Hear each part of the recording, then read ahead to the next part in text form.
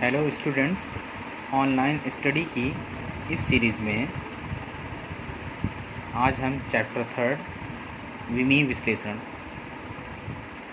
के बारे में चर्चा करेंगे। आज का हमारा टॉपिक है विमाओं के उपयोग, यूजेस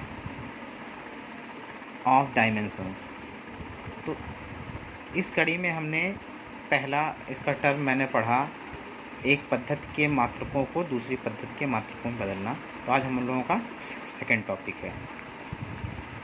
सेकंड टॉपिक क्या है? किसी भौतिक समीकरण के विमीय संतुलन का परीक्षण करना।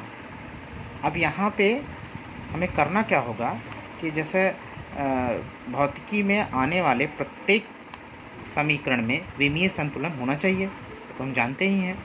इसका यह अर्थ यह है कि समीकरण के दोनों ओर के पदों की विमाएँ ठीक एक सी होनी चाहिए। इसका कारण यह है कि दो एक ही प्रकार की राशियों में समानता हो सकती है, विभिन्न प्रकार की राशियों में नहीं। उदाहरण के लिए अगर हम मान लें दो लंबाइयों की एक दूसरे से तुलना की जा सकती है, परंतु लंबाई और द्रव्यमान की तुलना नहीं की जा सकती, दोनों चूँकि अलग अलग हैं।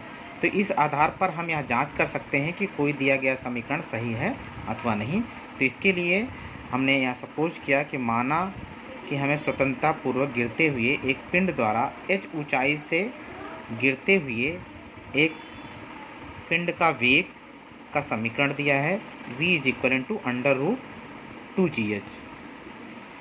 अब यहाँ पे हम दोनों साइड की विमाओं को हम क्या करेंगे? कंपेयर कर लेंगे। दैट मीन्स कि मतलब पहले LHS का हम देख लेंगे और RHS का देख लेंगे। अगर दोनों कंपैरिजन में अगर दोनों इक्वलेंट आ जाएगा तब सही है, अदरवाइज नॉट। तो पहले v which is LHS left hand side, तो v का हम विमीय सूत्र देते हैं। तो v क्या होता है? वेलोसिटी। इसका होता है LT इनवर्स या LT-1। अब राइट हैंड साइड का ले लेंगे तो v = √2gh।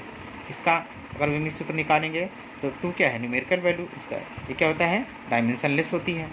g LT-2 ये ग्रेविटेशनल एक्सेलरेशन है, h हाइट का l है, और यहाँ पे देखो अंडर रूट है, तो l² T-2 l² का l T-2 का T-1, तो दोनों इक्वलेंट है ना, अतः यह समीकरण सही है।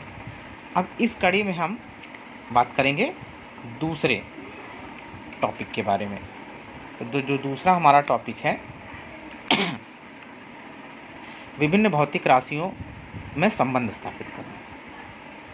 अब यहाँ पे यदि हमें किसी भौतिक राशि के बारे में यह ज्ञात हो कि यह इन राशियों पर निर्भर करती है, तो हम विमीय संतुलन के द्वारा उन राशियों में संबंध स्थापित करते हैं।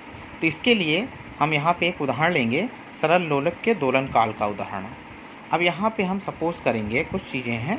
तो जैसे है कि माना एक सरल लोलक का दोलन काल t निम्न बातों पर निर्भर करता है। तो गोलक के द्रव्यमान m पर, धागे की लंबाई l पर तथा गुरुत्वीय त्वरण g पर।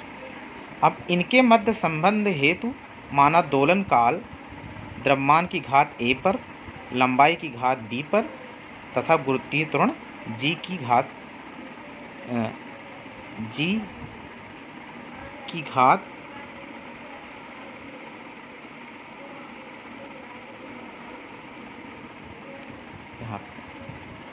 c पर निर्भर करता है। अब इसको हम यहाँ से शुरुआत करने के लिए, तो that means t is directly proportional m⁴ into l⁴b into g⁴c। अब यहाँ प्रोपोर्शनल का चिन्ह हटेगा तो कोई ना कोई कांस्टेंट आ जाएगा। तो t = k m⁴ l⁴b g⁴c। इसको हमने सपोज कर लिया इक्वेशन फर्स्ट। और जहाँ क्या है? k क्या है? एक नियतांक है। अब दोनों ओर की विमाओं को लिखेंगे, मतलब दोनों पक्षों की विमाओं को लिखने पर t क्या है? टाइम पीरियड का t ही होता है, m का m ही होता है, l का l ही होता है, g क्या है? ग्रेविटेशनल एक्सेलरेशन मतलब गुरुत्वीय त्वरण, इसका LT-2 होता है, और ये होल पावर c।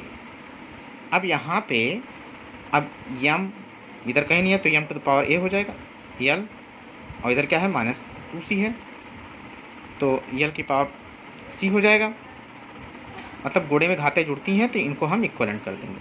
अब इस कंडीशन पे विमीय संतुलन के लिए दोनों ओर की विमाओं की घातें क्या होती हैं, समान होनी चाहिए।